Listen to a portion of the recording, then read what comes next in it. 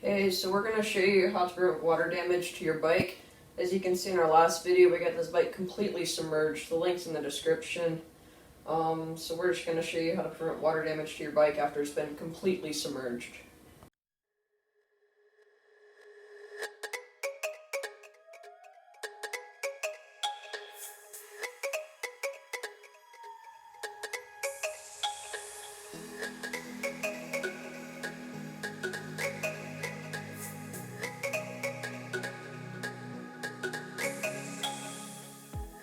So we took off the hub, and we're going to get all the water out of it and re-grease it.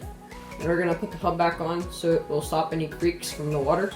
And then with the bottom bracket, we've been working on trying to get it off, but the threads are seized up, so we think it's got like rust or something in there, because this is an old steel bike. So we put some penetrating oil on it, and we're going to let it sit for like 30 minutes. And after that, we're going to see if we can get it loose. And then we're gonna grease it, get all the water out of it, and that's how we're gonna do the bottom bracket. Alright, so we did the penetrating oil, and we finally got the bottom bracket loose. As you can see, we have it right here. I just cleaned it with hot water and dish soap to get all the old grease and stuff out of it, because it had like actual grit and sand and mud in the bottom bracket. So I cleaned that out with hot water and dish soap, and we're gonna re-grease it, and we're gonna put it back together. I'm gonna start another time lapse now.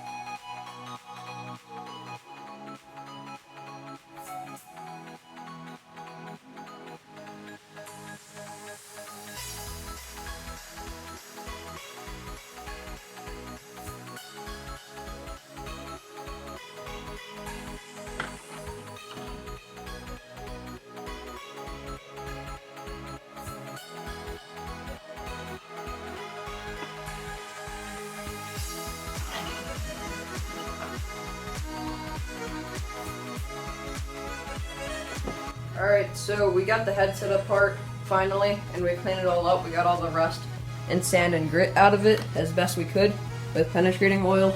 And now we're just going to re-grease it all up, put the bearings back in, and we're going to put it back together.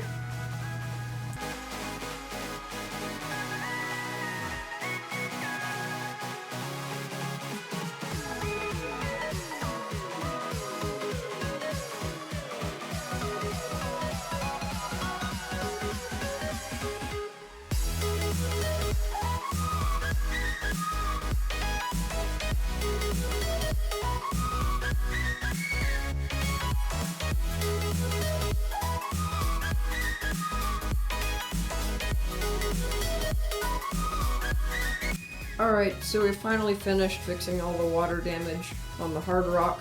We got all the rust and all the grit and all the sand out of every bearing and everything. We got it out of the hub, the back hub.